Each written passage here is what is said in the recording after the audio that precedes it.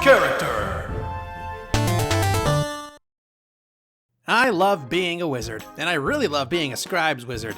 Apparently a lot of people were down on the subclass when it was first published, but I think it's one of the best types of wizard to be. And so, to illustrate my point, it is story time. I was part of a party that was inevitably lost in the woods on a dark and stormy night, when our wagon inevitably stumbled upon one standard issue creepy mansion. The standard issue butler let us in, and who else should be here also but several other out-of-place and lost travelers, all guests on this dark and stormy night. And we all suddenly realized we were now playing a different game.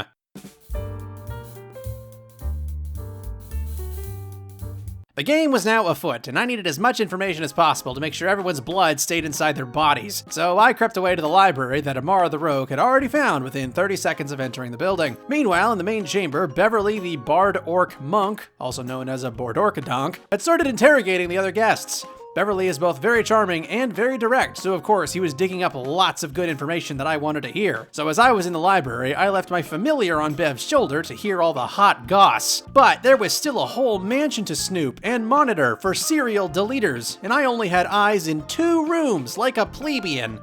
Enter the Awakened Mind, a level 6 Scribes feature that lets me summon a little ghost that I can control remotely and see and hear through, without having to spend an action. It's like a whole second familiar, but better in some specific ways. So just to recap, I was researching in the library, my familiar was listening to the plot in the main hall and updating me telepathically, and my ghost butterfly was snooping through the entire building all at the same time. Scribes Wizard is the best way I know of to get this kind of being in 3 places at once effect, since the familiar can act on its own and the mind only takes a bonus action to move and directly transmit sights and sounds with no action cost, neither taking concentration. And once you have both features, there's little to no resource cost to use them anytime, unlike some high level spells. This combo feels super cool and super helpful in a mystery game to monitor multiple places, suspects, and even split party members at once. And sadly for this story, it was not enough to stop that thing that happens in murder mysteries from happening.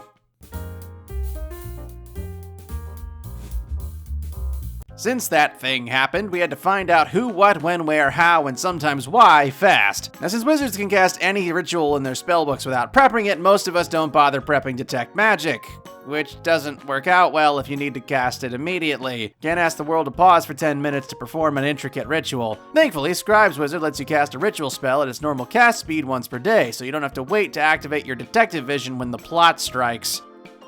We eventually track down the enemy warlock responsible and his fiendish +1. Now it's tempting to roll up and start blasting, but most fiends resist or are immune to fire damage. Thankfully, Scribes has an answer for that too, letting me type swap my flaming sphere into a shocking sphere. In an investigative or witchery type game where you have to research your enemies and their weaknesses, swapping damage types is super useful for getting around resistances, and gives a benefit to all the various spells you don't actively use in your spellbook. Learn one radiant spell, even a bad one, and vampires are toast. Now in this story, somehow the fiend was still resistant to lightning damage, but the warlock wasn't.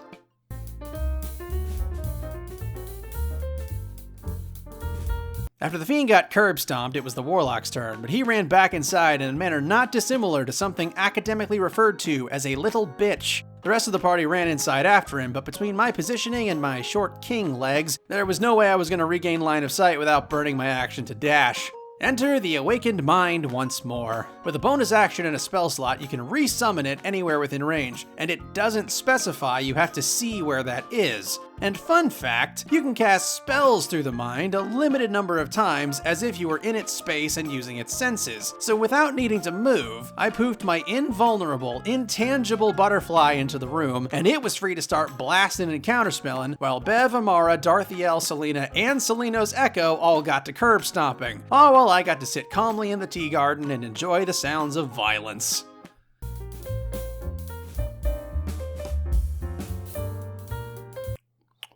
So, yeah. Scribes is great, capable of some unparalleled sleuthing and adaptability. Imagine being able to subtly manifest your awakened mind on the other side of a locked door, and then instantly conjure an unseen servant in the room to manipulate the objects in there under the mind's watch, all while you're sitting innocently in the main room and your familiar is elsewhere doing an equally impressive third thing, I'm sure. Just be sure to use your ultra sleuthing powers responsibly. Don't make things unfun for your DM by constantly hounding them about everything you did or didn't see and hear, and to not infringe on your party's strengths and cool moments either. If your party has a scout character that wants to scout, please let them. Don't try to upstage or replace anyone with these techniques. Use them to assist the party. Like if the group splits up, you can send one part of your combo with each team and relay info between each squad, or cover a damage type that no one else on the team has access to. So yeah, be nice and have fun, I guess. Go throw math rocks at something.